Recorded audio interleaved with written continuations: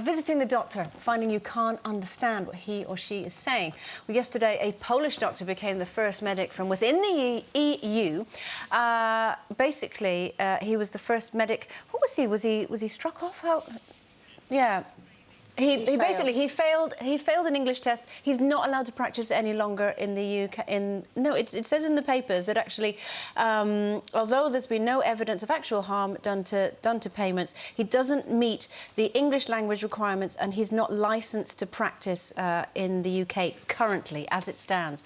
So, putting obviously his exact case to one side, Janet, what do you make of this? The problem of going to a doctor and you can't understand what they're saying. It is a real problem, and I think after the death of a patient a few years ago, the General Medical Council insisted that before, only people from outside the EU had to be fluent in English, but they realised that with an increasing number of doctors coming into the work in England from within the EU, that they now had to pass an English test and have adequate English, and this doctor failed it 3 times.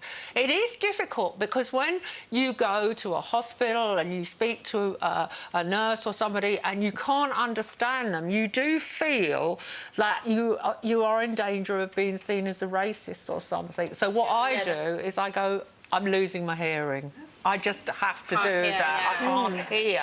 But it's quite scary, though, isn't it? I mean, I had something really bad happen to my back, and I went to hospital, and the consultant was talking to me, and I couldn't understand him at all. But what frightened me was, because there was a possibility I was going to have an operation on my back, which terrified me anyway, is that if I couldn't say to him, I'm sorry, what am I having on my back? What kind of operation? That scared me, really scared me, and I actually walked out in the end and did what you did and said I couldn't hear. I've left the doctors loads of times because I'm frightened of saying anything in case they accuse me of being racist, or, you know, you're just frightened nowadays.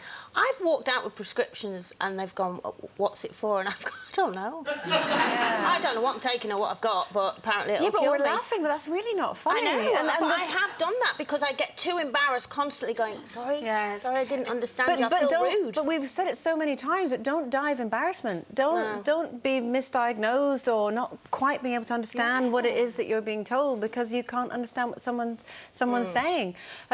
I mean, I'm actually glad that they're becoming very stringent in terms of English tests and what have you, because there's too much at stake. As well, so that's good. Yeah, no, absolutely.